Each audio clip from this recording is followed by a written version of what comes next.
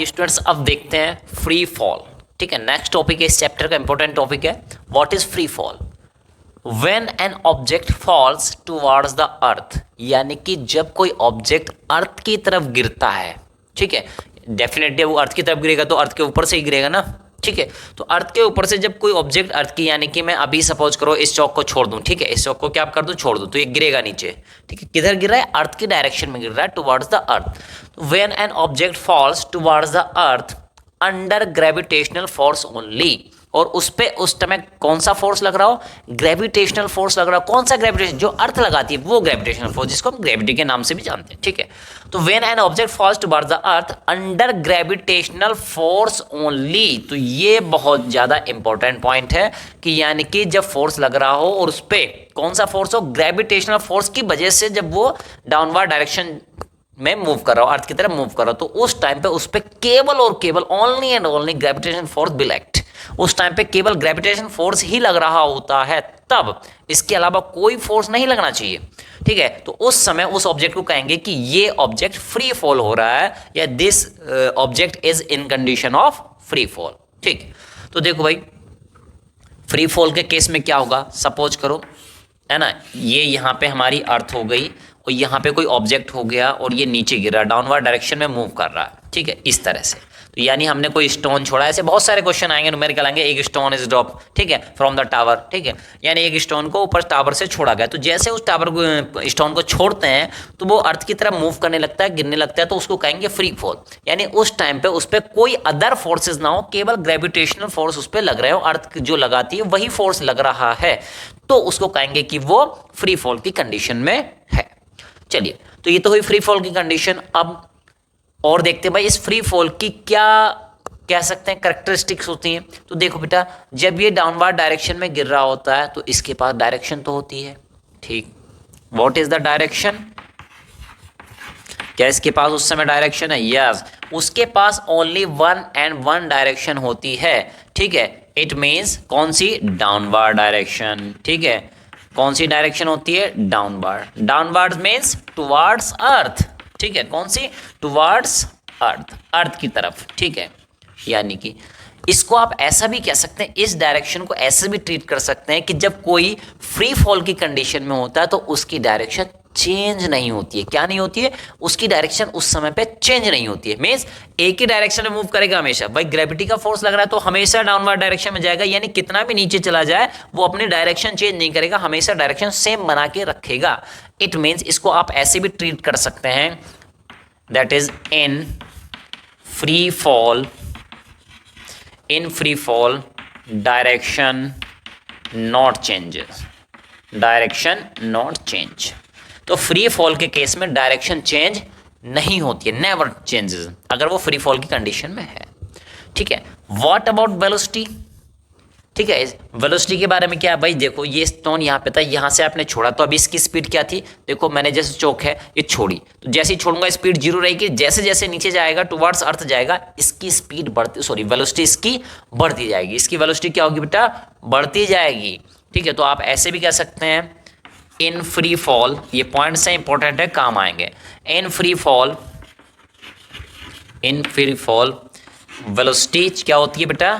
Velocity changes, यानी velocity change होती रहती है, और इसको मैं एरो करके लगा देता हूं ऐसे, यानी कि इंक्रीज होती है। ठीक है, एरो का मतलब अपवर्ड डायरेक्शन में नहीं है, एरो का मतलब क्या है? इंक्रीजेस। ठीक है, तो यहाँ पे हमने लिखा है वेलोसिटी चेंज होती है, मीन्स हमेशा इंक्रीज होती है। ठीक है, क्योंकि वो डाउनवर्ड जितना ज्यादा नीचे जाएगा उस पर एक्सेलरेशन क्योंकि लगता जा रहा है, जी लगता जा रहा है, तो उसकी वेलोसिटी उतनी चेंज होती जाएगी, इंक्रीज होती जाएगी। ठीक, इट मीन्स इस पे कौन सा एक्सेलरेशन लगता है? ठीक है, कौन सा एक्सेलरेशन लगता है इसमें? इसमें लगता है ग्रेविटेशनल एक्सेलरेशन। ठीक है, या एक्सेलरेशन ड्यू टू ग्रेविटी। तो इसको ऐसे भी कह सकते हैं, ठीक है, in free fall, in free fall there is always, यानी कि उसमें क्या होता है? हमेशा एक्सेलरेशन होता है। There is always acceleration.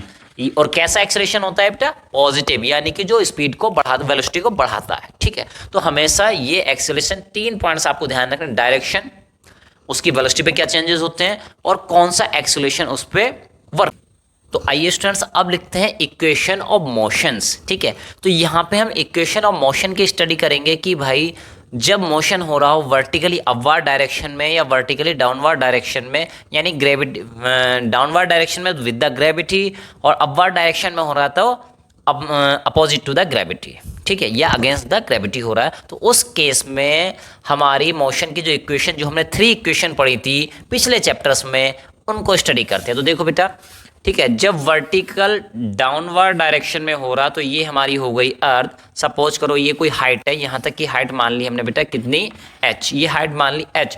अब यहाँ से सपोज करो कोई स्टोन मान लो या कोई ऑब्जेक्ट है, उसको नीचे छोड़ दिया गया, फ्री फॉल किया गया। ठीक है, सपोज करो उसको फ्री फॉल किया गया, तब क्या हो जाएगा, यानी वो डाउनवर्ड डायरेक्शन में मोशन करने लगेगी, या आपने किसी फोर्स से फेंका तब भी यही इक्वेशन लगने वाली। ठीक, तो यानी यहाँ से किसी u वेलोसिटी से चला, यहाँ पे स्टार्टिंग क्या है, u है, यहाँ पे जब वो अर्थ पे पहुंचेगा उस टाइम वेलोसिटी कितनी है, उस टाइम वेलोसिटी v है। ठीक, और ये हाइट कितनी हो गई, h है।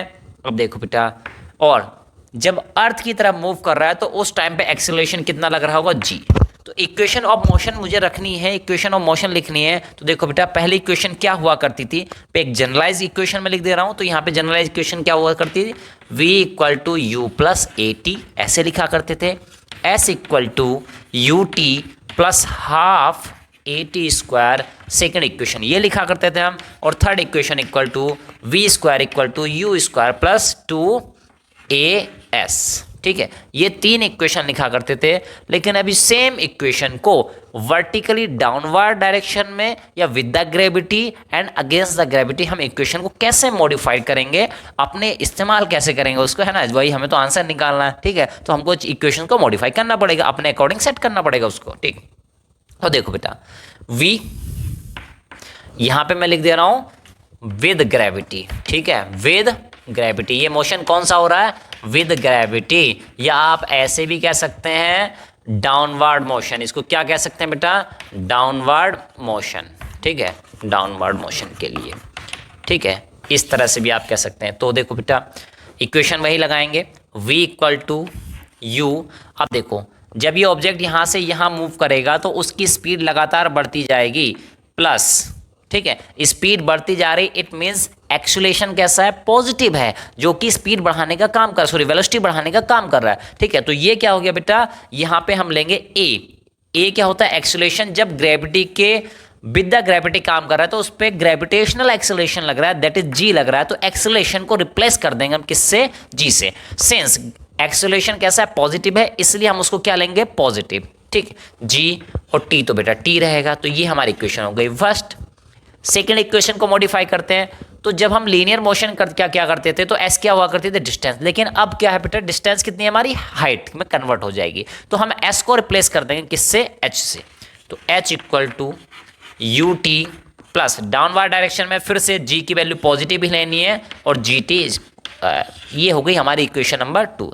इक्वेशन नंबर 3 की बात करते हैं, वी स्क्वायर ऐसे ही रहेगा, यू स्क्वायर ऐसे ही रहेगा, प्लस ए को रिप्लेस किससे करना बेटा, जी से, है ना, क्योंकि ग्रेविटेशनल एक्सेलरेशन है। और एस को किससे रिप्लेस करना है, एच से। तो इस तरह से, यानी कि आपको 2-3 रिप्लेसमेंट याद रखने हैं। जब डाउनवर्ड डायरेक्शन मोशन कर रहे हैं, आपने एस को रिप्लेस किया है एच से, ठीक है, आपने ए को रिप्लेस किया है जी से। ठीक है, ए को किससे रिप्लेस किया है, जी से, और किसको रिप्लेस किया, एस को किया है, ए को किया है। ठीक है, ये 2 चीजें आपने रिप्लेस कर दी। ठीक, और अब देखते हैं डाउनवर्ड डायरेक्शन से, यानी नीचे से जब मोशन होता है ऊपर की साइड। ठीक है, और देखो बेटा, ऊपर से आप इसको स्टोन को छोड़ रहे हैं, मतलब फ्रीली छोड़ रहे हैं, तो ये फ्री फॉल के केस में भी वैलिड होगा। आप कोई फोर्स लगा के उसको फेंक रहे हैं तब भी ये काम करेगा। ठीक है, आपको ध्यान रखना है।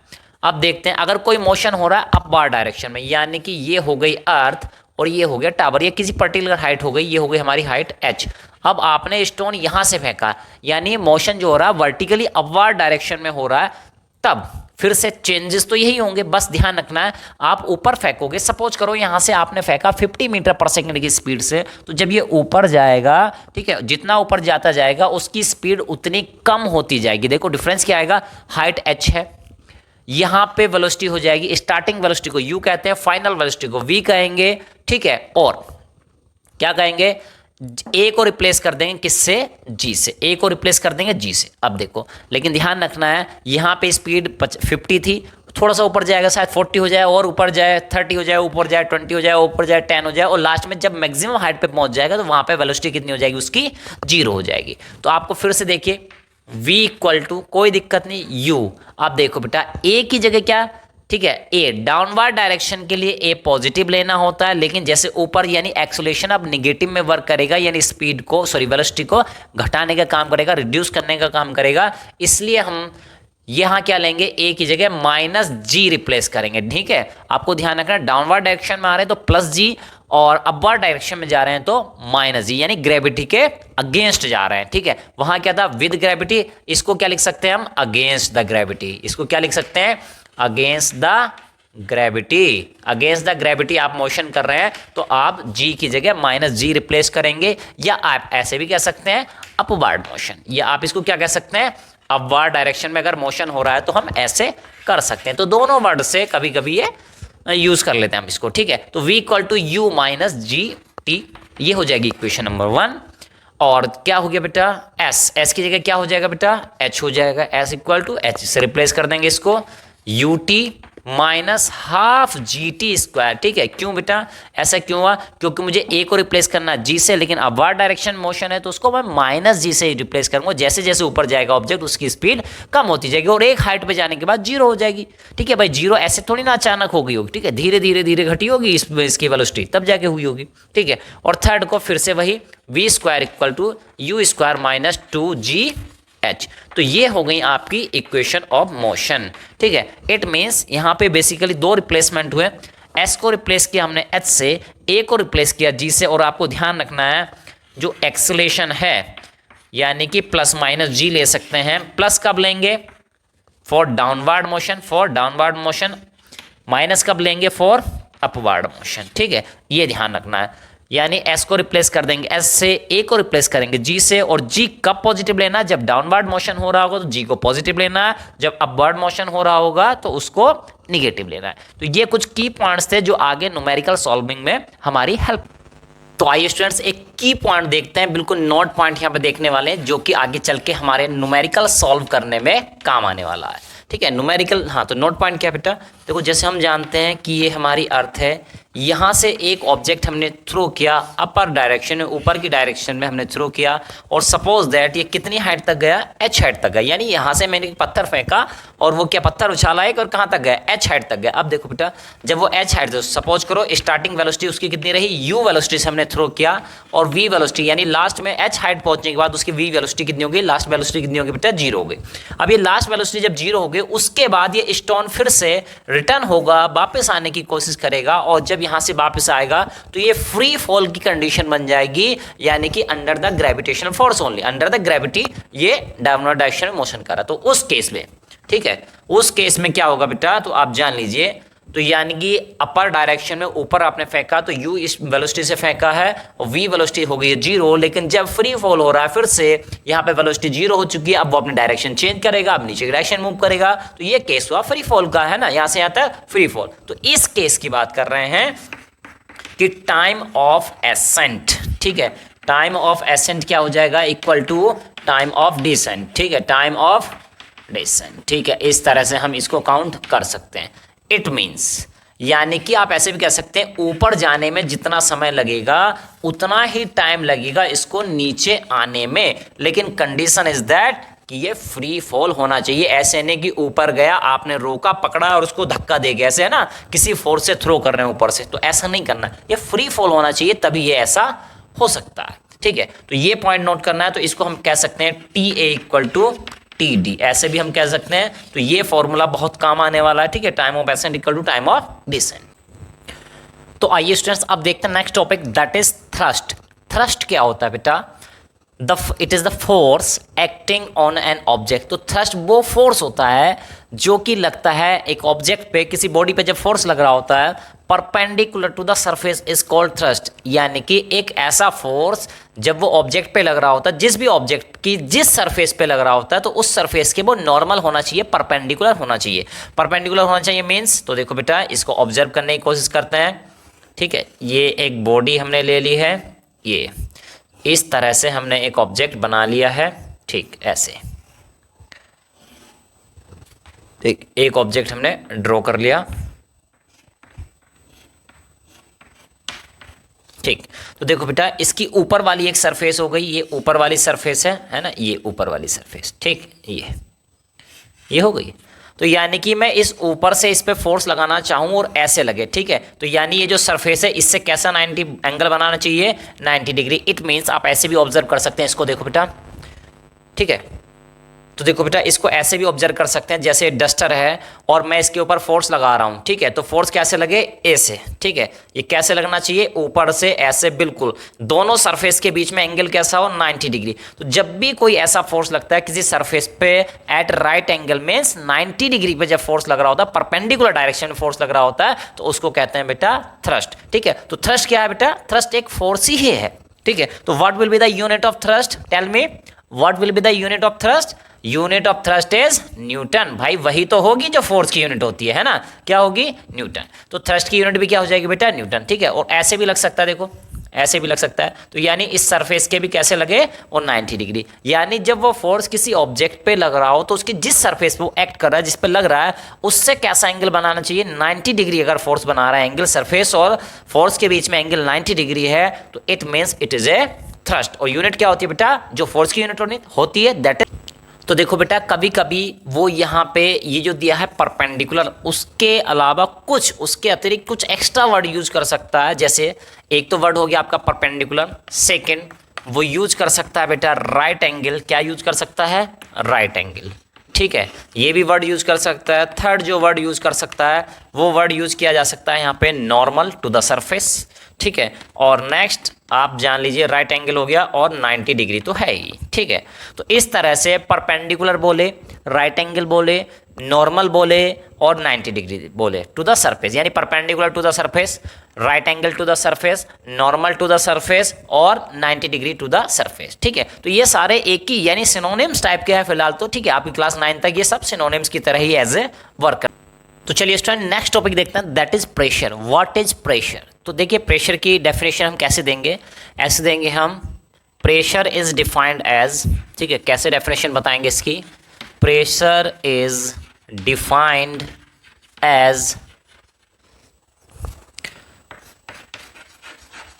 Thrust per unit area, per unit area, ठीक है, इस तरह से डिफाइन कर सकते हैं। और कैसे दिखा सकते हैं, और थ्रस्ट आप ऐसे भी लिख सकते हैं, सॉरी प्रेशर, ठीक है, इस तरह से आप बता सकते हैं, प्रेशर इज द रेशियो, ठीक है, यानी रेशियो होता है, अनुपात होता है, ratio of thrust to the area, ठीक है। तो इट मीन्स दोनों का मीनिंग एक ही है, pressure is defined as the thrust per unit area, ठीक है। तो ये पर यूनिट एरिया क्या है, यानी ये क्या है, थ्रस्ट है पर यूनिट एरिया, यानी 1 मीटर स्क्वायर के लिए, पर यूनिट एरिया के लिए, ठीक है। जैसे आपसे बात की जाए तो आपसे पूछा भाई, आप मार्केट जाते हैं एप्पल खरीदने, परचेज करने जाते हैं, तो आप कैसे पूछते हैं कि भाई सेब कैसे दिए, ठीक है, तो वो क्या कहता है आपको, 50 रुपए किलो, ठीक है। तो एग्जैक्टली तेल भी होता है, जैसे ऑयल वगैरह, पेट्रोल वगैरह, डीजल भराते हैं, तो वो क्या बोलते हैं, 80 रुपए लीटर। 80 रुपए लीटर मीन्स 80 रुपए पर लीटर, यानी 1 लीटर कितने का मिलेगा, 80 का, ठीक है, 80 रुपीज़ का सपोज करो, है ना, अभी तो रेट बढ़े हुए हैं फिलहाल। तो चलिए आगे बात करते हैं, pressure is defined as a ratio. तो इट मीन जो प्रेशर होता है बेटा, दोनों की डेफिनेशन एक ही है कि ये रेशो है किस किस चीज़ का, it is the ratio of thrust to the area of the surface, यानी जिस एरिया सरफेस पे वो लग रहा है, ठीक है।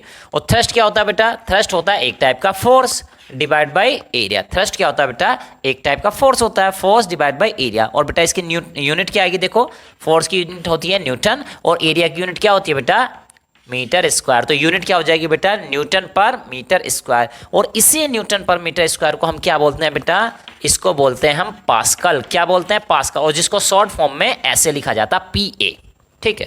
तो इस तरह से आपने देखा प्रेशर क्या होता है, pressure equal to thrust divide by area, यानी कि फोर्स डिवाइड बाय एरिया, इसको कहते हैं प्रेशर, ठीक है।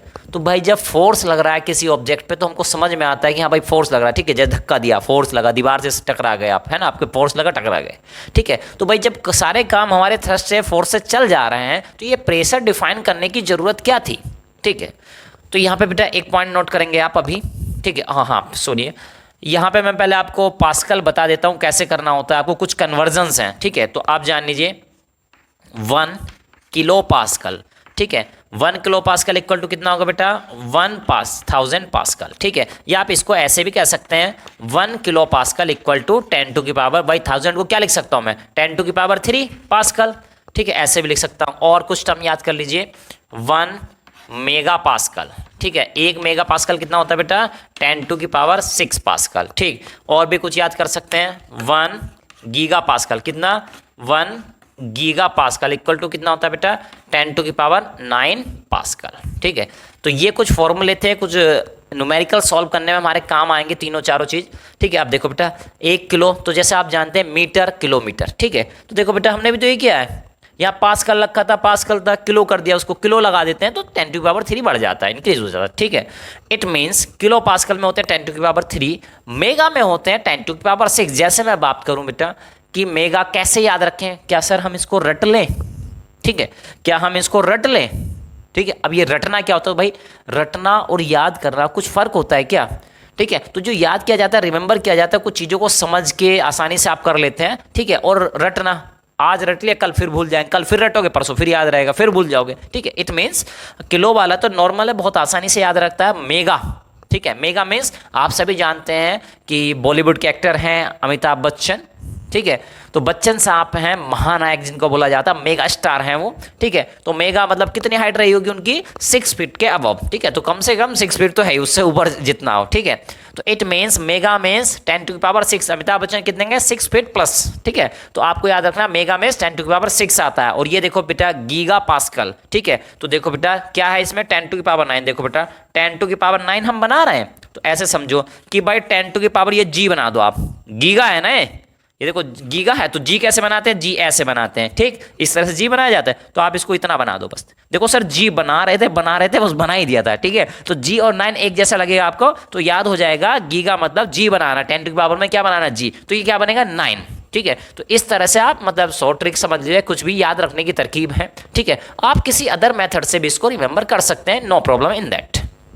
चलिए और कुछ देखते हैं, तो आइए दोस्तों देखते हैं। तो हमने अभी तक 3 चीजें देखी, 10 टू की power 9 that is giga pascal, ठीक।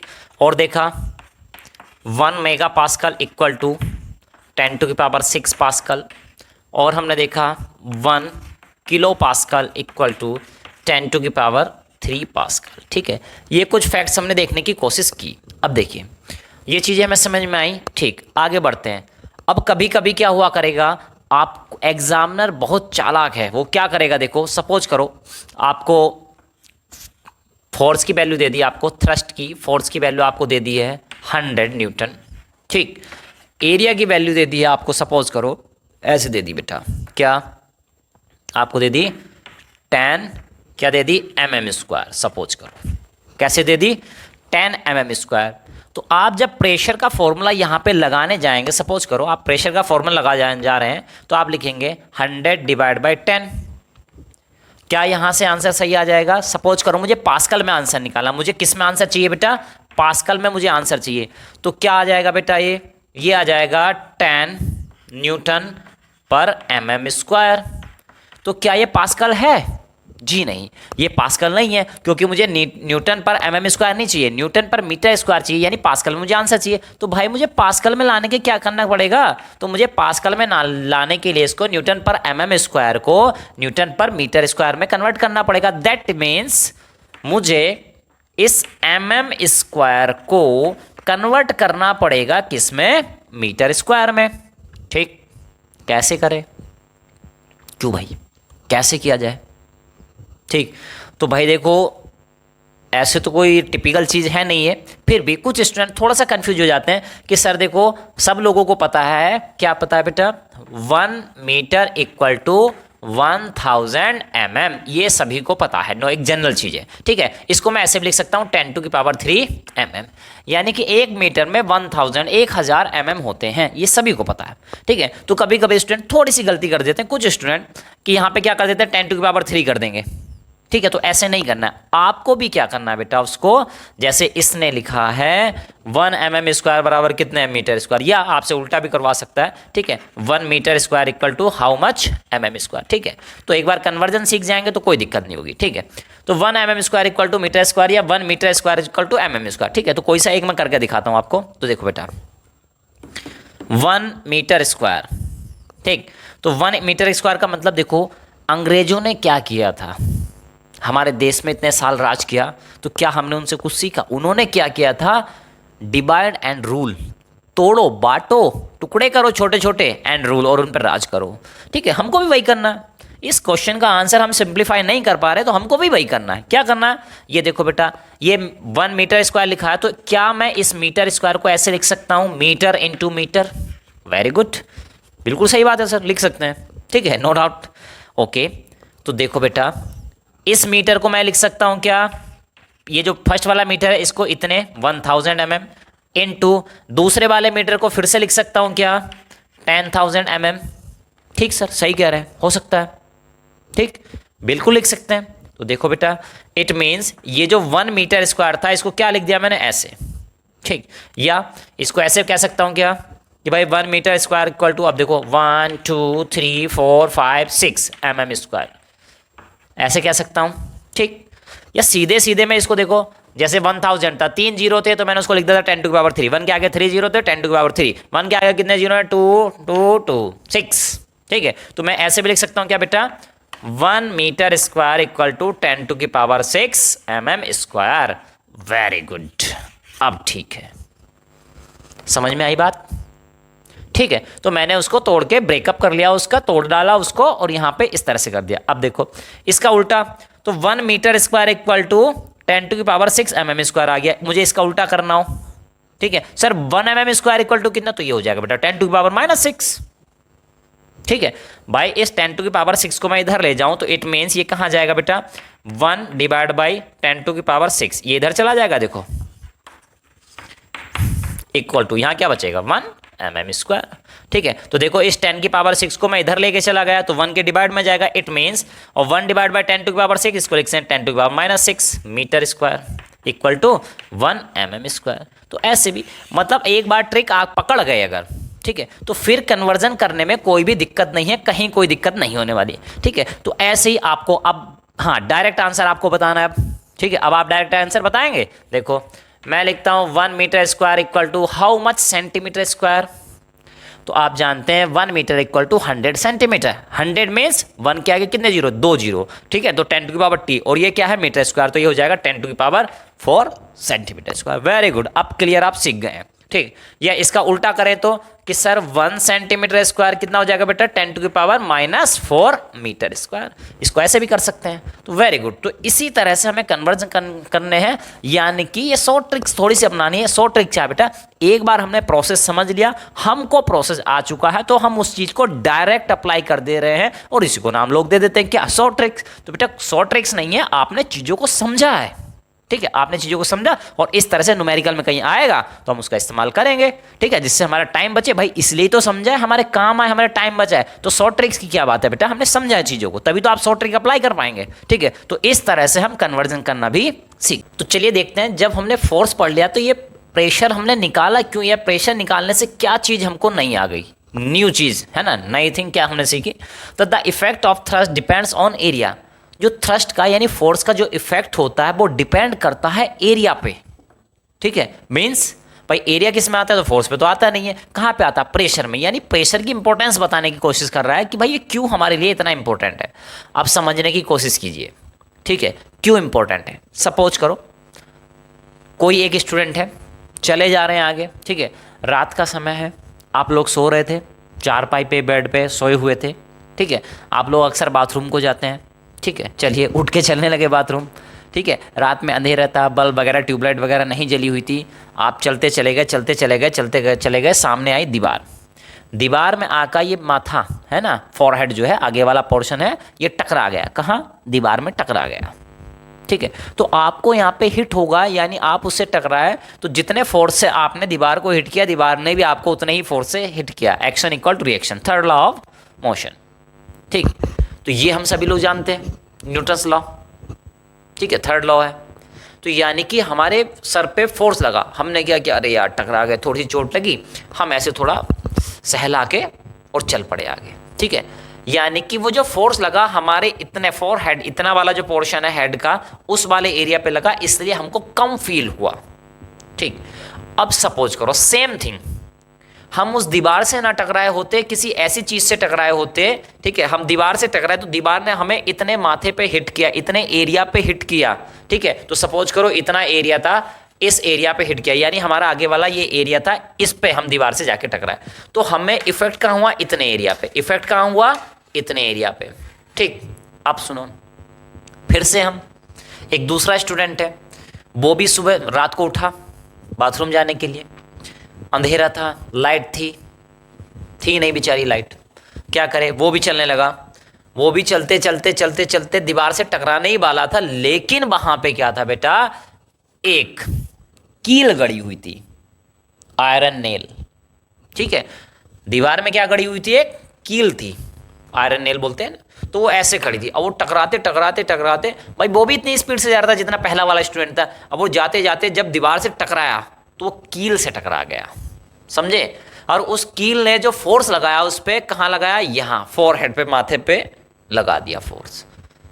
लेकिन क्या, फोर्स तो उतना ही लगा, वो उतनी स्पीड से जा रहा था, उतनी ही स्पीड से टकराया तो उसको फोर्स उतना ही लगा। बट आप समझ सकते हैं कि पहले जो फोर्स लगा था सेम पूरा इतने हेड पे, माथे पे लगा था हमारे, अब वो सारा का सारा फोर्स एक जगह लग गया, उस पॉइंट पे लग गया। इट मीन्स एरिया कम था, अब वो जो फोर्स लगा वो इतने जरा से एरिया पे लगा।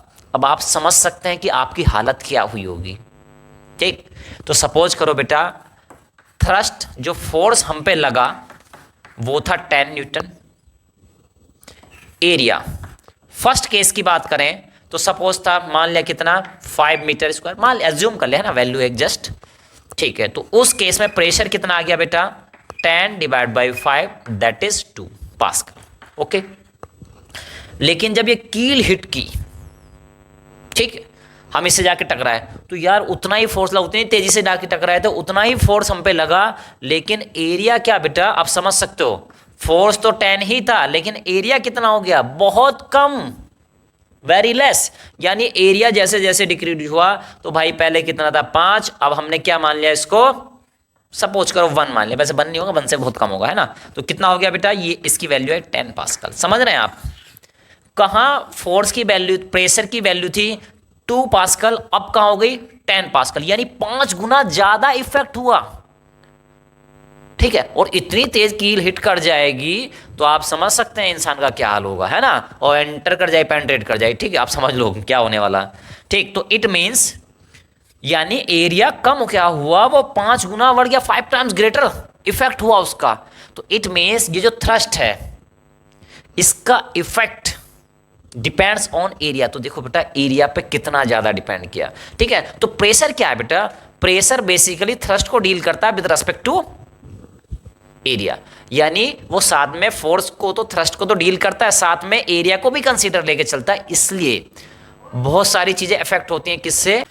तो आइए, अभी तक हमने जो चीजें देखी थी, ऑब्जर्व की थी, वो एक सॉलिड बॉडी पे की थी। सॉलिड बॉडी मीन्स देखिए, जैसे डस्टर था, इस पे हमने ऐसे ऊपर से फोर्स लगाया तो फोर्स डिवाइड बाई एरिया कौन सा लेंगे, जिस सरफेस पे, जिस एरिया पे वो लग रहा है। अगर मैं इधर से फोर्स लगाता हूँ, इधर से फोर्स लगाया मैंने, तो force divide by this area, है ना। तो जिस सरफेस पे, जिस एरिया पे लगेगा वही वाला एरिया आपको लेना होता है, ठीक।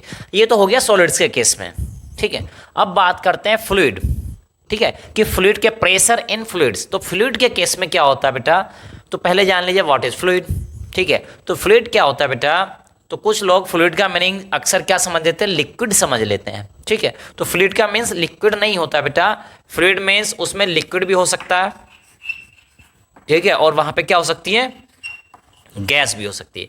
तो फ्लूइड का मीन्स है इन दोनों में से कोई भी चीज हो सकती है, ठीक है, वो लिक्विड भी हो सकता है, वो गैस भी। तो ये प्रेशर इन फ्लूइड्स, ये लिक्विड से भी डील करता है, ये गैसेस से भी डील करता है। चलिए आगे चलते हैं।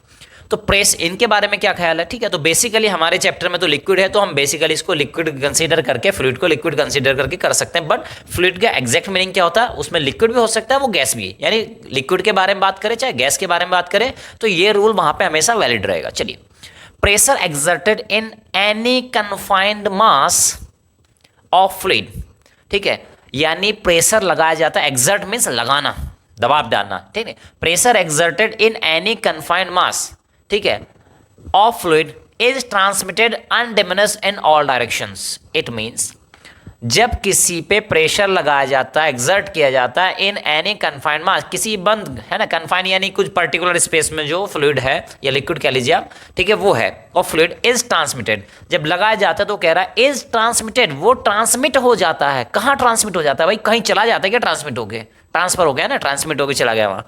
Is transmitted undiminished, undiminished means जो डिमिनिश ना हो जाए, कम ना हो जाए, ठीक है, यानी वो चेंज नहीं होता है, ठीक है, वो उतना ही बना रहता है। अनडिमिनिश्ड इन ऑल डायरेक्शन, यानी सभी डायरेक्शन में उतना ही बना रहता है, वो चेंज नहीं हो जाता। इट मीन्स चेंज नहीं होता मीन्स यहाँ पे समझो बेटा, सपोज करो एक बर्तन है, उसमें लिक्विड भरा हुआ है, तो भाई ये लिक्विड जो है इसका कुछ वेट होगा, तो इस लिक्विड के वेट की वजह से यहाँ पे नीचे क्या लग रहा है, दबाव बनना है, प्रेशर बनना है, ठीक है। तो यानी ऊपर एक लिक्विड है, नीचे लिक्विड की दूसरी लेयर, तीसरी लेयर, तो ये क्या डाल रही है भाई, नीचे वालों को तो दबा के रखेंगे ना। तो सपोज करो हम ये पॉइंट लेना है यहाँ पे, ठीक है, तो भाई इस पॉइंट के ऊपर इतना सारा लिक्विड भरा है, तो ये प्रेशर डाल लेंगे, फोर्स लगा रही है उस पर, तो फोर्स डिवाइड बाई एरिया क्या होता है, प्रेशर। तो देखो बेटा, जब ये प्रेशर डाल रही है, तो सपोज करो हम मेजर करना चाह रहे हैं इस पर्टिकुलर पॉइंट पे प्रेशर कितना है, ठीक है। तो इस पॉइंट पे चाहे तो आप इस डायरेक्शन में देखिए, चाहे आप इस डायरेक्शन में देखिए, चाहे इस डायरेक्शन में, चाहे इस डायरेक्शन में, चाहे इस डायरेक्शन में, यानी पॉइंट, इस पॉइंट पे प्रेशर, चाहे यहां पे देखिए इस डायरेक्शन, इसी पॉइंट पे, यानी कि ये हाइट जो है ना, ये यानी इतनी हाइट आपको दिखाई दे रही है, ठीक है, या ऊपर से मान लीजिए इतनी हाइट हमने जब ली है, फ्री सरफेस से लेते हैं हाइट, ठीक है। तो इस ऊंचाई पे चाहे आप थोड़ा इधर चले जाइए, चाहे बाहर की तरफ आ जाइए, चाहे इधर दाएं चाहे बाएं, मतलब हाइट सेम रहनी चाहिए। तो उस जगह पे प्रेशर क्या होगा, चाहे इस डायरेक्शन में, चाहे यानी उस डायरेक्शन, यानी इतना सारा लिक्विड भरा, तो चाहे इधर इधर इधर इधर, हाइट सेम रहेगी, तो सभी डायरेक्शन में प्रेशर सेम रहेगा, प्रेशर नहीं बदलेगा, ठीक है। यानी डायरेक्शन के साथ साथ प्रेशर चेंज नहीं होता है। कौन सी डायरेक्शन, किसी एक सरफेस, यानी आप मेरे हाथ के ऊपर लिक्विड भरा था, तो मेरे हाथ पे इस जगह पे जो लिक्विड का प्रेशर है, वो चाहे इस दिशा में देख लो, चाहे इधर, चाहे इधर, चाहे इधर, किसी भी दिशा में देख लो, वो सब डायरेक्शन में इक्वल रहेगा, बराबर रहेगा, चेंज नहीं होगा। तो ये कहते हैं प्रेशर इन फ्लूइड्स, ऐसा, ठीक है। तो ये प्रेशर इन फ्लूइड्स के बारे में हमने कुछ बातें थी, डिस्कस की यहाँ पे। तो चलिए स्टूडेंट्स, अब नया टॉपिक देखने वाले हैं, बायोंसी, ठीक है। बायोंसी क्या होती है बेटा, ये बहुत ही इंपॉर्टेंट टॉपिक है, और आगे तक, अभी तो आप 9th में है, 10th में, 12th में, या इससे आगे फर्दर भी ग्रेजुएशन वगैरह में आप कहीं जाएंगे, तो वहाँ पे ये कॉन्सेप्ट आपका पीछे नहीं छोड़ने वाला है, ठीक है।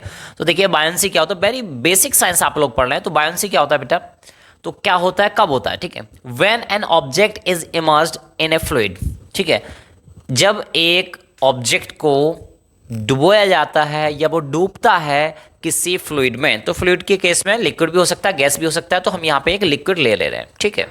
तो देखो बेटा, ठीक है, यहाँ पे सपोज करो लिक्विड भरा हुआ, यहाँ पे क्या भरा है, लिक्विड, ठीक।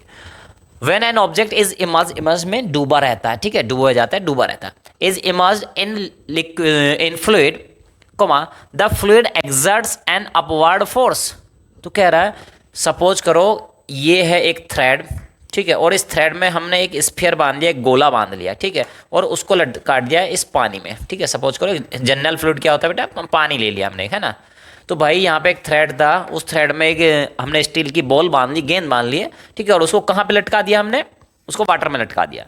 तो वो क्या कह रहा है, when an object is immersed in fluid, तो भाई ये जो है ये हो गया आपका फ्लूइड, ठीक है, ये वाटर जो हो गया ये यहाँ पे क्या है, फ्लूइड है, ठीक, और ये स्टील की बॉल जो गई ये हो गया आपका ऑब्जेक्ट, ठीक। The fluid exert N upward force, कह रहा है कि ये जो फ्लूइड है, ये जो वाटर मान लीजिए, सपोज कोई भी मान सकते हैं आप, ऑयल वगैरह कुछ मान सकते हैं, तो ये जो फ्लूइड है इट एक्सर्ट, ये लगाता है एन अपवर्ड फोर्स, एक ऊपर की डायरेक्शन में फोर्स लगाता है, ऑन द ऑब्जेक्ट, मीन्स आपने ये ऑब्जेक्ट पानी में डुबोया है, तो कह रहा है कि जो वाटर होगा ना, है ना, ये वाटर ले लो या जो भी लिक्विड है, ये इस ऑब्जेक्ट पे ऊपर की डायरेक्शन में एक फोर्स लगाएगा, which is known as upthrust, और उसको क्या कहते हैं, अपथ्रस्ट। और थ्रस्ट आप जानते हैं कि बेटा क्या होता है, फोर्स होता है, अपथ्रस्ट मतलब ऊपर की डायरेक्शन में, ठीक है। तो कह रहा है कि वो ऊपर की डायरेक्शन में फोर्स लगाता है, उसको हम अपथ्रस्ट कह सकते हैं, और बायोंसी फोर्स, उसको क्या कह सकते हैं, बायोंसी फोर्स भी कह सकते हैं, ठीक। हिंदी में बात करें तो उत्प्लावन बल इसको बोला जाता है, ठीक है। फिलहाल इसको क्या कहते हैं, बायोंसी फोर्स। इट मीन्स, और ये जो पूरा फिनोमिना है, इस पूरे फिनोमिना को कहते हैं बायोंसी, ठीक है। तो यानी उसको आप अपथ्रस्ट कह सकते हैं, उसको आप बायोंसी फोर्स कह सकते हैं या उसको आप बॉयंट फोर्स भी कह सकते हैं। ठीक है, तो ये देखो भाई, ये फोर्स आया कहां से?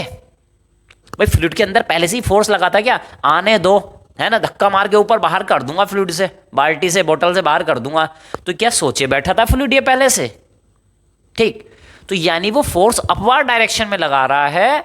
तो क्यों लगा रहा है, कहां से जनरेट हुआ है? ठीक है, इस चीज को देखते हैं। तो देखो बेटा, आप सबने एक लॉ पढ़ा है, एक्शन इक्वल टू रिएक्शन। कौन सा है, याद आ गया? न्यूटन का थर्ड लॉ।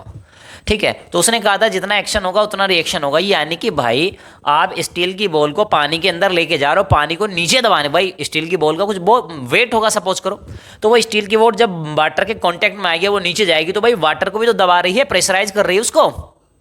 ठीक है, तो भाई जब तुम एक्शन कर रहे हो एक रिएक्शन तो होनी है, वाटर भी लगाएगा। अच्छा बेटा मुझे दबा रहे हो, मैं नहीं दबूंगा, मैं तुम्हें उठा के बाहर फेंक दूंगा, वो भी कोशिश करेगा। वो बात अलग है कि वाटर भाई ये बॉल जो है वाटर में नीचे चली जाएगी, पानी रोक नहीं पाएगा, कितना भी फोर्स लगा ले स्टील की बॉल को तो नीचे जाने से नहीं रोक पाएगा।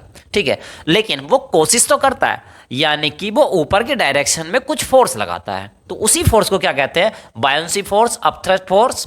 ठीक है, ये उसको नाम दिया गया, अपथ्रस्ट उसको नाम दिया गया। ठीक, अब भाई देखते हैं कुछ नोट पॉइंट हैं, देखते हैं क्या हुआ कैसे हुआ, देखते हैं अभी। Buoyant force makes the object to appear lighter. अब देखो बेटा, सपोज करो मैं स्टील की बॉल का वेट तोलूं और सपोज करो मेजर करूं उसका, सपोज करो क्या मेजर करूं मैं उसका, buoyant force makes the object to appear lighter. यानी कि बायोंट फोर्स हमें ये फील कराता है कि ये ऑब्जेक्ट पहले से हल्का हो गया। सपोज करो ये था 10 न्यूटन का, ये ऑब्जेक्ट पहले कितने का था? 10 न्यूटन का था। अब देखो भाई, जब ये 10 न्यूटन का था तो ये सपोज करो ये कितने का था? 10 न्यूटन। तो 10 न्यूटन फोर्स डाउनवर्ड में लग रहा था ना, लेकिन अभी इसी ऑब्जेक्ट पे फोर्स लगने ऊपर को डायरेक्शन को सपोज करो 2 न्यूटन का फोर्स लगने लगे, और जिसने ये पकड़ा हुआ होगा यहां से, यानी कि इसका वेट था 10 न्यूटन जो कि नीचे की डायरेक्शन में लग रहा था, लेकिन फ्लूइड फोर्स लगा रहा है इस पे 2 न्यूटन ऊपर को। तो जो पकड़े हुए इसको हैंडल किए ऊपर से, है ना, उसको क्या लगेगा? यार मुझे तो बस 8 न्यूटन का फोर्स ही लगाना पड़ रहा है। ठीक है, मुझे क्या लगाना पड़ रहा है? 8 न्यूटन का फोर्स। वो कहेगा हाँ यार ये स्टील की बॉल तो हल्की हो गई भाई। क्या हो गई? स्टील की बॉल क्या हो गई? हल्की हो गई। लेकिन क्या वो हल्की हुई? क्या वो लाइटर हुई? ठीक है, तो यानी कि ये बायोंसी फोर्स क्या करता है? हमें अपियर कराता है, उस ऑब्जेक्ट को अपियर कराता है कि वो लाइटर हो गया, हल्का हो चुका है। तो ये हमें फीलिंग आती है, और ये फीलिंग क्यों आई? बायोंसी फोर्स की वजह से। क्यों आई? बायोंसी फोर्स की वजह। तो कैसे इसका मैग्नीट्यूड निकालते हैं? ठीक है, क्या फॉर्मूला लगाएंगे उसको भी अगले टॉपिक में डिस्कस करेंगे। फिलहाल point number 2, बायोंट force depend on the density of the fluid. अब ये डेंसिटी ऑफ द फ्लूइड क्या आ गई? तो डेंसिटी अभी तो हमने पढ़ा नहीं है, अगला टॉपिक है, फिर भी प्रीवियस क्लासेस में हम देख चुके हैं डेंसिटी क्या होती है। ठीक है, तो डेंसिटी फिलहाल मोटा मोटा डिस्कस कर लेते हैं यहाँ पे। ठीक है, डेंसिटी क्या होती है बेटा? मास डिवाइड बाय वॉल्यूम। ठीक है, ये होती है डेंसिटी। अब डेंसिटी को आप ऐसे समझ लो बेटा, जैसे कि एक बोतल जो एक्वाफिना, बिस्लेरी, ठीक है, या बहुत सारी बोतल जो लेते हैं उसमें सपोज करो 1 लीटर का पानी है ना, किसी कंपनी के प्रचार नहीं कर रहे हैं अपन लोग। ठीक है, तो उसमें क्या पानी भरा हुआ है। एक दूसरी बोतल सेम साइज के लिए, उसमें भी हमने 1 लीटर हनी भर लिया। क्या भरा बेटा? हनी। तो आप देखोगे वाटर की बोतल आपको हल्की लगेगी, हनी वाली बोतल आपको भारी लगेगी। ठीक, ऐसा क्यों हुआ भाई? दोनों हैं तो 1 ही लीटर, दोनों का वॉल्यूम सेम है, बट एक भारी क्यों लगी हमको, एक हल्की क्यों लगी? एक लाइटर लग रही है, एक हैवियर लग रही है। इट मीन्स जो हनी है उसकी डेंसिटी ज्यादा है। ठीक है, हनी की डेंसिटी क्या है? ज्यादा है, तो इसलिए हमें वो भारी लग रही है। It means more the density, density जिसकी जितनी ज्यादा होती है वो उतना हैवी होता है, या आप कह सकते हैं उसके मॉलिक्यूल्स उतने ही क्लोज होते हैं। डेंसर जो बॉडी होती है उसके मॉलिक्यूल्स क्लोज होते हैं, यानी कम जगह में ज्यादा मेटेरियल आ जाता है, इसलिए उसका वेट बढ़ जाता है। ठीक, चलिए, तो यानी कि आपको ये फील हो। अब देखो भाई, सपोज करो मैंने पानी भरा हुआ था। ठीक है, मैंने इस वेसल में क्या भरा हुआ था? पानी। ठीक है, जो कि लाइटर हल्का होता है। तो मैंने क्या किया, 10 न्यूटन का था, उसने सपोज करो ऊपर की डायरेक्शन में फोर्स लगाया कितना? 2 न्यूटन। यानी बायोंसी फोर्स कितना लगा? 2 न्यूटन, है ना। जस्ट वैल्यू है, अमेजिन कर रहे हैं ना, एग्जैक्ट वैल्यू क्या होगी वो देखेंगे अभी। ठीक है, तो यानी कि मुझे फील हुआ 8 न्यूटन। अब ये क्या कह रहा है? यार तुमने इसको पानी में रखा 10 न्यूटन के ऑब्जेक्ट को, और वाटर ने ऊपर को लगाया 2 न्यूटन, तो हमें फील हुआ 8 न्यूटन का। अरे वाह। अब हनी में थोड़ा डेंसर ऑब्जेक्ट लेते हैं, वो क्या लेते हैं? Fluid, denser fluid. यानी कि अब सेम काम आपने क्या किया, अब क्या ले लिया आपने बेटा? सपोज करो आपने क्या ले लिया बेटा? हनी। हनी क्या है? वाटर से ज़्यादा डेंसिटी वाला है, ठीक है, वाटर से क्या है, ज़्यादा डेंसिटी वाला। आपने इसमें ले लिया हनी, अब आपने फिर यही है ना बॉल लटका दी इसमें। अब आपको क्या लगेगा बेटा, अब आपको फील होगा कि देखो भाई इसका वेट था 10 न्यूटन, लेकिन नीचे से लगा 4 न्यूटन। नीचे से कितना बायोंसी फोर्स कितना लगा, 4 न्यूटन। तो जो ऊपर पकड़े हुआ था, हैंडल किया हुआ था, उसको क्या लगेगा, अरे ये ऑब्जेक्ट तो 6 न्यूटन का रह गया, यानी उसको ये और हल्का लगेगा। क्यों, it is due to the density.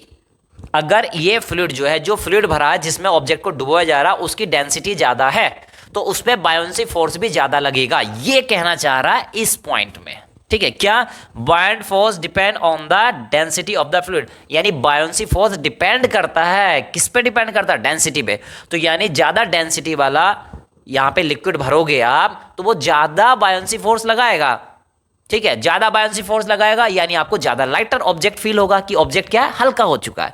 It means, ठीक है, ये यहां पे बायोंसी फोर्स जो लगाएगा, उसने कहा है it depends on density of the fluid. समझे बात को, ठीक है, यानी ज्यादा हैवी, ज्यादा डेंसिटी वाला लिक्विड भरोगे तो वो ज्यादा बायोंसी फोर्स लगाएगा, ऑब्जेक्ट आपको ज्यादा लाइटर फील होगा। तो ये इस पॉइंट में कहना चाह रहा था, ठीक, क्लियर हुआ है। तो आइए दोस्तों, अब हम देखने वाले हैं आर्किमिडीज प्रिंसिपल। आर्किमिडीज ये मैथमेटिशियन थे, ग्रीक वहाँ के थे।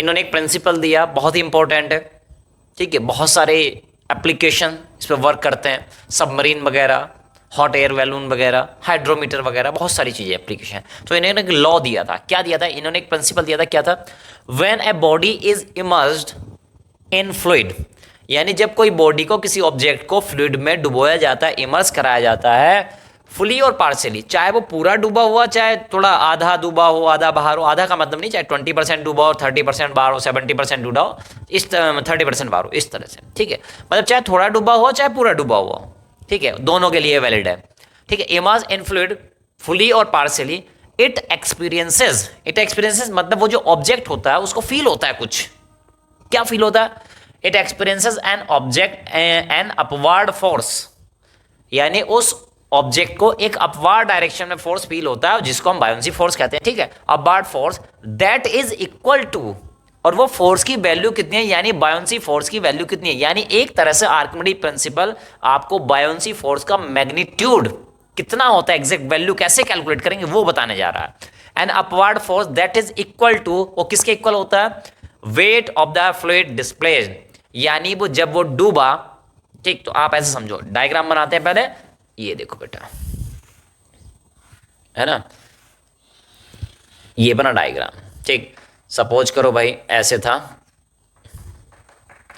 ये यहां पे कोई फ्लूइड भरा हुआ है, ठीक है, ये यहां पे क्या है, कोई फ्लूइड भरा हुआ है, और यहां पे हमने लगाई टोटी, टंकी लगा लिया, टैप लगा लिया यहां पे, ठीक, तो भाई इधर एक दूसरा बीकर रख लिया खाली।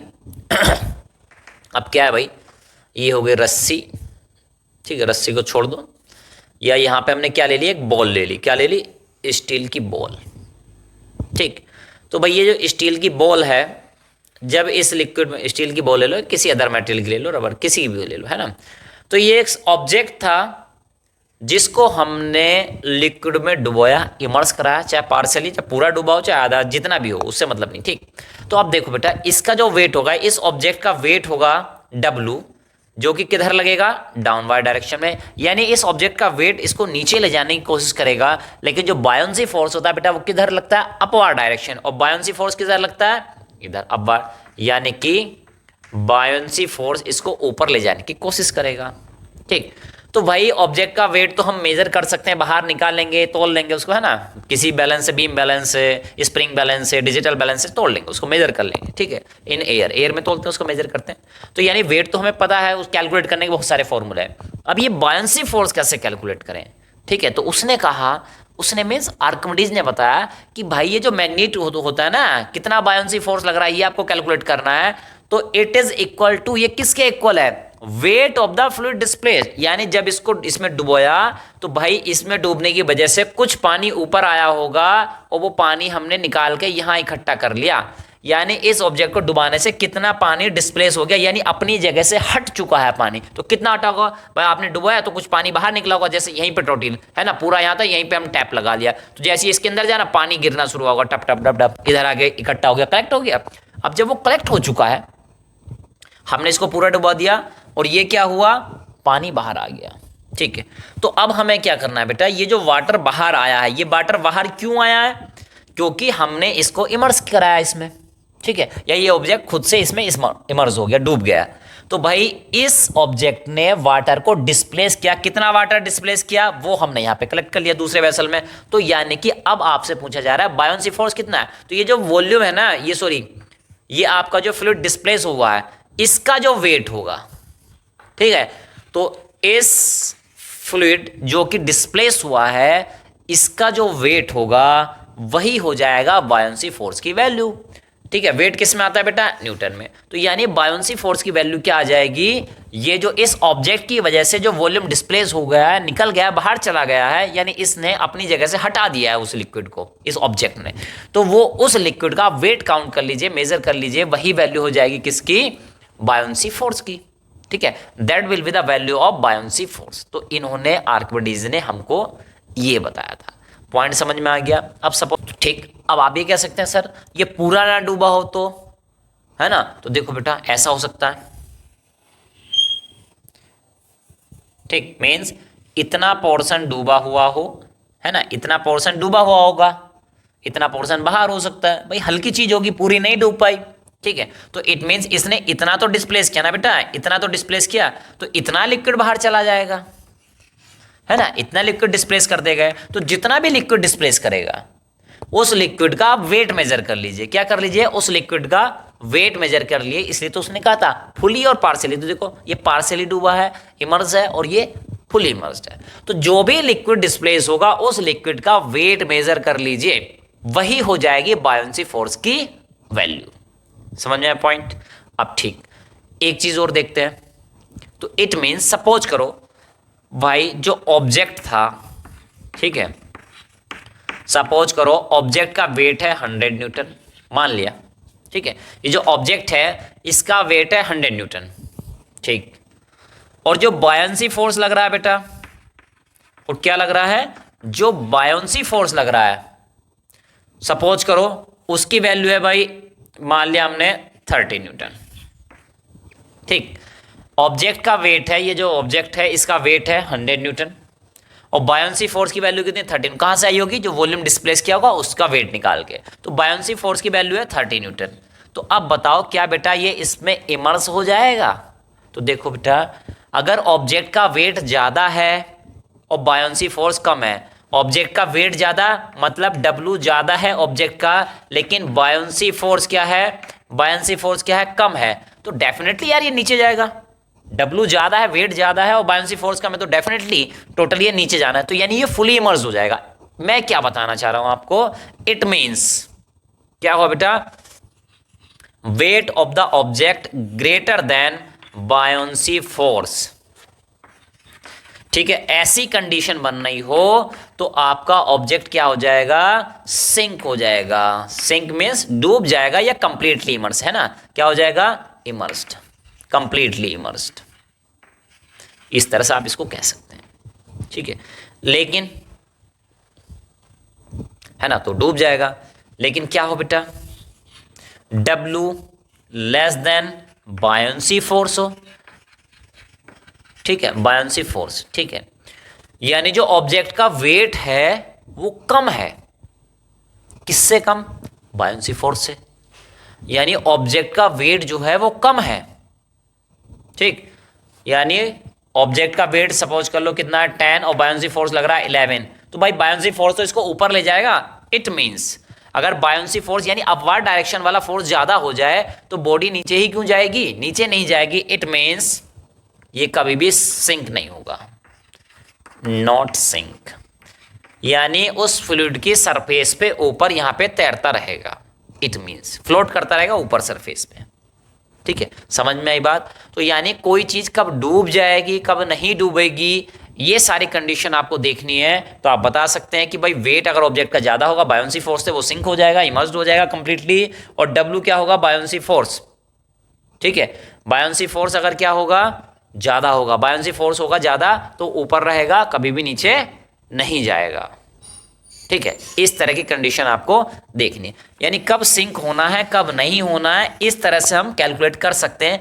यानी कि बिना लिक्विड में डाले, बिना समुद्र में डाले, किसी हैवी लिक्विड में डाले, किसी भी लिक्विड में आप डालोगे तो पहले आप पता कर सकते हो, है ना। एक छोटा सा एक्सपेरिमेंट, वो लिक्विड ले आओ एक बार, है ना, बीकर में, और टेस्ट करके देख लो कि भाई ये ऑब्जेक्ट उसमें डूबेगा कि नहीं डूबेगा। ठीक है, तो ये सारी किससे पॉसिबल हुआ, आर्किमिडीज के प्रिंसिपल ने हम।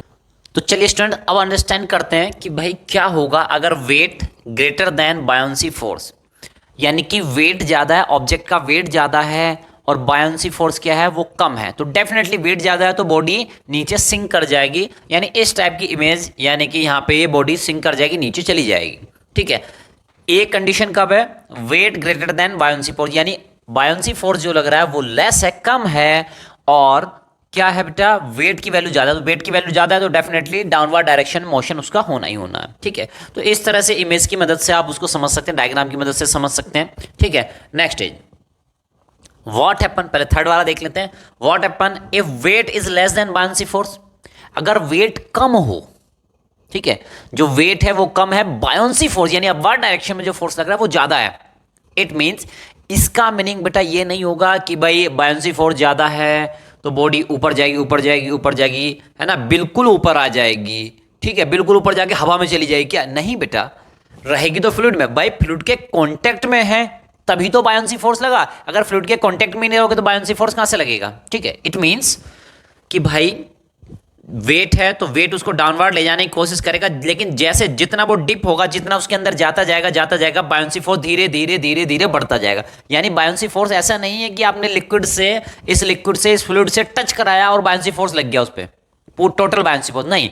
जितना ज्यादा आप डुबोते जाते हैं, उसको इमर्स होता जाता है, उतना ज्यादा, यानी जितना ज्यादा वॉल्यूम डिस्प्लेस करता जाता है उतना ज्यादा बायोन्सी फोर्स लगता जाता है। ठीक है, तो यानी कुछ तो डूबेगा ही, ऐसा थोड़ी ना जीरो। ठीक है, जीरो थोड़ी ना डूबेगा, कुछ वैल्यू तो डूबेगी, यानी कुछ पोर्शन तो इसके अंदर रहेगा। ठीक है, तो इस तरह से कह सकते हैं अगर बायोन्सी फोर्स की वैल्यू क्या है, ज्यादा है डब्ल्यू से, तब ये थोड़ा बहुत उसमें इमर्स, अब डिपेंड करता है भाई कि फ्लूइड की विस्कोसिटी कितनी है, सॉरी विस्कोसिटी मींस डेंसिटी कितनी है। ठीक है, तो जितनी ज्यादा डेंसिटी होगा उतनी कम ये इसमें इमर्स होगा। ठीक है, ये कंडीशन बनी आपकी when weight is less and buoyancy force is more. Okay, and this one W equal to buoyancy force, यानी कि जब वेट और बायोन्सी फोर्स क्या हो जाए, सेम हो जाए, इक्वल हो जाए। अब क्या, ठीक, यानी आपने उसको इमर्स कराया, उसमें डूबा, जितना वेट था उतना ही बायोन्सी फोर्स है।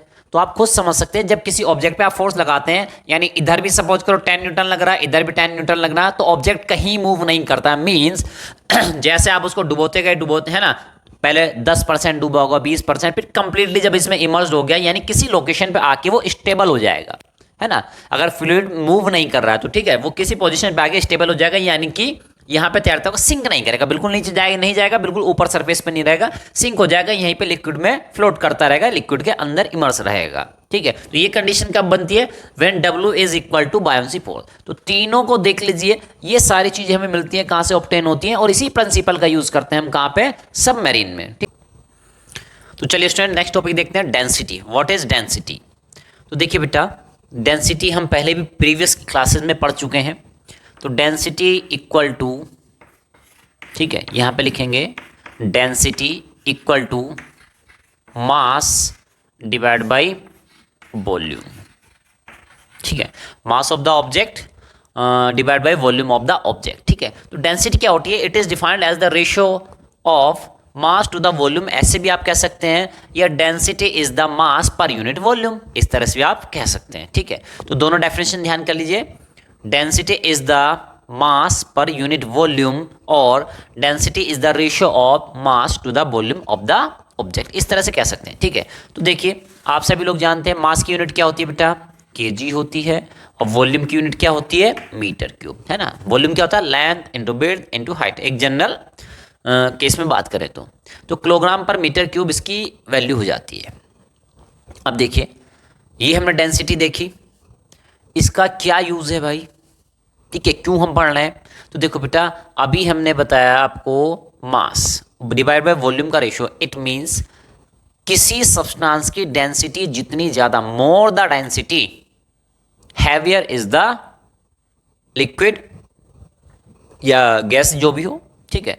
यानी किसी की डेंसिटी जितनी ज्यादा हो, किसी ऑब्जेक्ट की डेंसिटी जितना ज्यादा है, किसी मटेरियल की डेंसिटी, किसी लिक्विड की डेंसिटी जितनी ज्यादा है, वो उतना ज्यादा हैवियर है, ठीक है। जैसे कि हमने भी आपको बताया था, आर्किमिडीज प्रिंसिपल देखा, यानी किसी की डेंसिटी जितनी ज्यादा, किसी ऑब्जेक्ट की, किसी मटेरियल, किसी सब्सटेंस की डेंसिटी जितनी ज्यादा है, वो उतना ही ज्यादा बायोन्सी फोर्स क्रिएट करेगा, ठीक। ये बात भी हमने देखी, ठीक।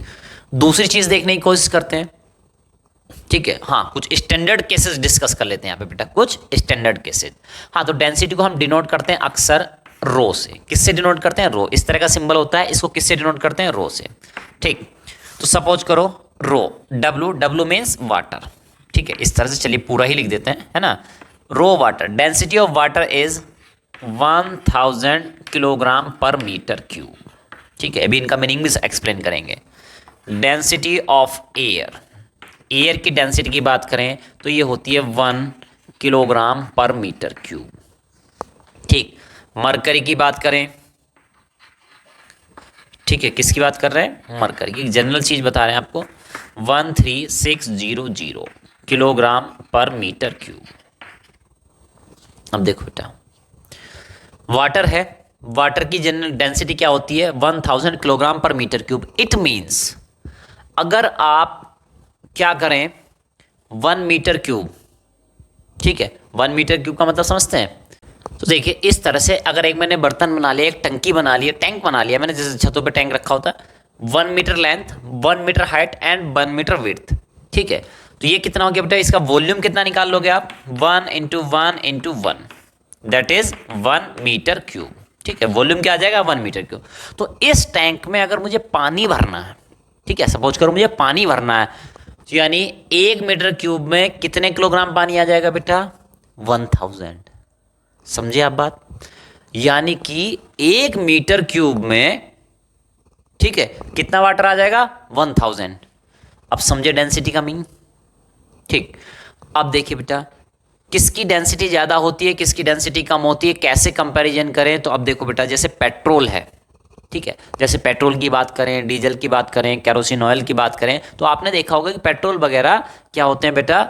ऊपर तैरते रहते हैं। वाटर में क्या होते हैं? ऊपर तैरते रहते हैं। इट मीन्स जो हैवियर लिक्विड होता है, जिसकी डेंसिटी ज्यादा होती है, वो नीचे रहेगा, भारी है क्योंकि वो, और जो जिसकी डेंसिटी हल्की होगी वो ऊपर रहेगा, ठीक है, अगर वो इमिसिबल है, ठीक है, यानी वो मिक्स नहीं होते, आपस में मिक्स नहीं होते हैं, ठीक है। उस केस में जैसे पानी में दूध मिला दो भाई, मिक्स ही हो जाएगा, ठीक है।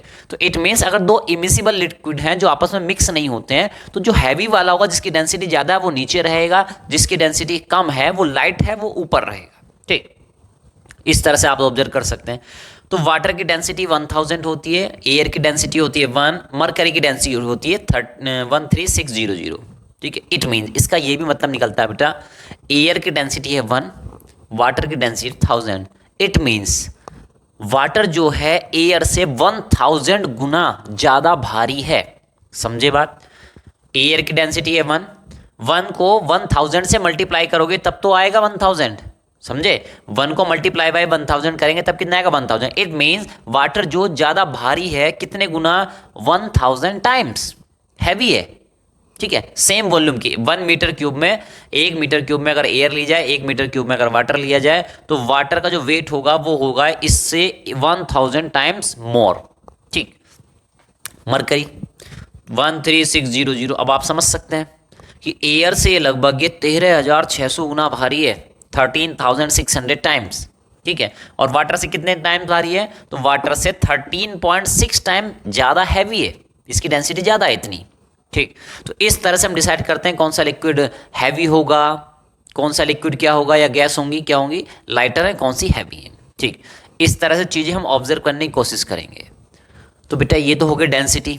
अब एक चीज हो, हाँ, और आप पेट्रोल, आप लोग क्या करते हैं, पेट्रोल पंप पे जाते हैं जैसे, ठीक है, डीजल भराने जाते हैं, पेट्रोल भराने जाते हैं, तो वहाँ पे अक्सर आप लोगों का ध्यान कहाँ रहता है? रुपीज़। तो वो कहता भी पेट्रोल पंप वाला कि सर जीरो चेक कर लीजिएगा, जीरो देख लीजिएगा, ठीक है। तो हमारा ध्यान रहता है कितने लीटर तेल दे रहा है, लीटर पे ध्यान रहता है और पैसे पे ध्यान आता है ना। पैसा, litre, rupees, litre, rupees, litre. आप ध्यान से देखिएगा, वहां एक चीज और लिखी रहती है, डेंसिटी, यानी कि जो उसकी यूनिट क्या होती है, किलोग्राम पर मीटर क्यूब। ठीक है, तो वहां देखिएगा, ठीक है, उस जगह पे आप ऑब्जर्व कीजिएगा कभी, तो कितनी रहती है, लगभग 700 से 800 के बीच कोई वैल्यू आपको मिलेगी अराउंड। ठीक है, 750 के आसपास कोई वैल्यू आपको मिलेगी वहां पे। ठीक है, कि पेट्रोल डीजल वगैरह की डेंसिटी 700 से 800 के बीच मिलेगी, जिस पे आपने ध्यान नहीं दिया था। अब समझो, तो मैं इसका एग्जांपल लेके आपको बताता हूँ। सपोज करो कोई सब्सटेंस है, उसका नाम दे दिया मैंने ए, उसकी डेंसिटी कितनी है, 750 किलोग्राम पर मीटर क्यूब। उसकी डेंसिटी कितनी है, 750 किलोग्राम पर मीटर क्यूब। अब आप बता सकते हैं क्या ये वाटर से हल्का होगा या भारी होगा? तो देखो बेटा, वाटर की है 1000 और इस ऑयल की या ऑयल ही होगा कोई ना कोई। ठीक है, तो इसकी मान लीजिए 750, तो इट मीन्स इसकी डेंसिटी वाटर की ज़्यादा है और इसकी कम है। इट मीन्स ये जो है, ए सब्सटेंस जो है, ये वाटर से हल्का है। ठीक, वाटर से हल्का है तो कभी भी ये इसमें डूबेगा नहीं, अगर इमिसिबल है, मिक्स नहीं हो रहे हैं तो, है ना, नॉन मिक्सेबल है। ठीक है, तो ये ऊपर रहेगा और वाटर नीचे चला जाएगा। ठीक, तो इस तरह से हम चीज़ें ऑब्जर्व करते हैं। चलिए अब देखते हैं relative density. What is relative density? ठीक है, रिलेटिव डेंसिटी देखने की कोशिश करते हैं। तो देखो भाई, रिलेटिव डेंसिटी, ठीक है, तो हमारे सिलेबस में ये वाली चीज़ भी है। ठीक, तो देखो बेटा, रिलेटिव डेंसिटी का फॉर्मूला वैसे तो बहुत कुछ लिखा हुआ बुक में, ठीक है, लेकिन आज बेसिक बनाएंगे तो आगे फ्यूचर में किसी भी क्लास में जाएंगे तो आपको कंफ्यूजन का सामना नहीं करना पड़ेगा। ठीक, तो ऐसी डेफिनेशन देखो क्या है, relative density equal to density of the substance, density of the substance. Substance means यानी कि जिसकी भी आप मेजर करना चाह रहे हैं, है ना, जैसे आपको पता करना है भाई आयरन की रिलेटिव डेंसिटी कितनी होती है, या किसी की जिसकी मेजर करना चाह रहे हैं, नापना चाह रहे हैं। ठीक है, density of the substance divide by density of standard fluid, density of the standard fluid. ठीक, तो ये है क्या, रिलेटिव डेंसिटी। ये किस चीज़ की डेफिनेशन में बता रहा हूँ बेटा आपको, रिलेटिव डेंसिटी की डेफिनेशन। अब देखो आप कहेंगे सर बुक में तो कुछ और लिखी है, डेफिनेटली कुछ और हो सकती है, बस मीनिंग यहीं से निकलेगा, डेफिनेशन यहीं से निकलेगी। और ये डेफिनेशन काम करेगी आप चाहे अभी 10th में आएंगे, 12th में आएंगे, या फर्दर ग्रेजुएशन के लिए आप जाएंगे, तब भी ये डेफिनेशन आपकी काम आने वाली है। ठीक, तो भाई ये मैंने क्या लिख दिया, डेंसिटी ऑफ द सब्सटेंस, यानी जिसकी आपको मेजर करनी है, density of the standard fluid. अब ये स्टैंडर्ड फ्लूइड क्या होता है सर, ये तो हमने पहली बार सुना है। ठीक, तो सुनो, जब भी हम बात करेंगे लिक्विड्स की, ठीक है, जब भी हम बात करेंगे लिक्विड्स की, तो हमारा जो स्टैंडर्ड फ्लूइड होगा वो हो जाएगा बेटा वाटर। ठीक है, तो लिक्विड के केस में हम स्टैंडर्ड फ्लूइड मानेंगे किसको, वाटर को। ठीक है, और गैसेस के केस में, अगर गैस है तो उस केस में स्टैंडर्ड फ्लूइड माना जाता है किसको, एयर को। ठीक है, किसको माना जाता है, एयर को। तो ये है। अब देखो, अब मैं इसको, इसी डेफिनेशन को अगर लिक्विड के लिए लिख रहा हूं, ठीक है, किसके लिए, रिलेटिव डेंसिटी की वैल्यू मैं निकाल रहा हूं किसी के लिए, लिक्विड के लिए। ठीक है, तो देखो बेटा क्या निकल आएगी यहां पे। अब मैं लिख सकता हूं डेंसिटी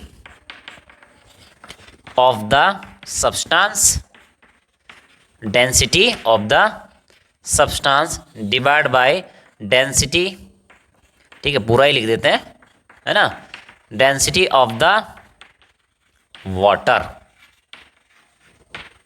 अगर ये किसके बारे में बात कर रहे हैं, लिक्विड के, किसके बारे में बात कर रहे हैं, लिक्विड। तो मैंने कहा लिक्विड के केस में क्या होता है, स्टैंडर्ड फ्लूइड वाटर हो जाता है। सेम चीज अब आप समझ गए होंगे, अगर गैस के केस में लिखना है तो डेंसिटी ऑफ द सब्सटेंस, जो भी गैस रही होगी, नाइट्रोजन है, हाइड्रोजन, जो भी गैस है, divide by density of the air आ जाएगी। ठीक, तो इसलिए मैंने डेंसिटी आपको लिखाई है इस तरह से। आपकी बुक में ये वाली डेफिनेशन लिखी है, density of the substance divide by density of the water. तो बेटा ध्यान रखना, ये केवल लिक्विड के केस में, किसके केस में, लिक्विड के केस में। ठीक है, तो आप किसी एयर की, किसी गैस की डेंसिटी मेजर कर रहे होंगे तो उस केस में आपको वाटर की डेंसिटी डिवाइड नहीं करना है, किससे करना है? एयर की डेंसिटी, यानी एयर की कंपैरिजन एयर से, गैस की कंपैरिजन गैस से करेंगे, गैस कौन होगी? एयर होगी, ठीक है। और लिक्विड की कंपैरिजन किसी लिक्विड से करेंगे, दैट इज वाटर से करेंगे। तो आपको ध्यान रखना है, लिक्विड के केस में स्टैंडर्ड फ्लूइड होता है वाटर, और गैस के केस में स्टैंडर्ड फ्लूइड क्या होता है बेटा? एयर होता है। तो ये चीज आपको ध्यान रखनी है, ठीक है। ऐसे नहीं कि आंख मीच पे कुछ भी है ना, उसमें लिखा है लिक्विड, तो आपने से पूछ ली गई अगर गैस की, तो आप तो वाटर से डिवाइड कर दोगे, वहां पे तो गड़बड़ हो जाएगा ना। तो इस तरह से आपको ऑब्जर्व करना है चीजें, ठीक है। और हमारे क्वेश्चन, तो चलिए स्टूडेंट्स एक चीज और देख लेते हैं, द रिलेटिव डेंसिटी की यूनिट क्या होती है, ठीक है। What is the unit of relative density? तो देखो बेटा क्या है, density of the substance divide by density of the water, ठीक है। इस केस की बात करें तो भाई ये तो क्या है, दो डेंसिटीज का रेशियो है ना। रिलेटिव डेंसिटी जो होती है वो क्या होता है? डेंसिटी डिवाइड बाय डेंसिटी, ठीक है। इन दोनों का रेशियो है। तो जैसे मैं आपसे कहूँ डिस्टेंस डिवाइड बाय डिस्टेंस, तो क्या आएगा? मीटर से मीटर कैंसिल आउट हो जाएगा। ऐसे ही यहाँ पे क्या, ये भी डेंसिटी है, दैट इज इसकी यूनिट भी किलोग्राम पर मीटर क्यूब, और इसकी भी क्या हो जाएगी? Kilogram per metre cube. तो दोनों क्या हो जाएंगे? कैंसिल आउट हो जाएंगे। It means relative density is क्या होती है बेटा? Unit less quantity. तो हम क्या कहेंगे? रिलेटिव डेंसिटी की कोई भी यूनिट नहीं होती, it is a unit less quantity.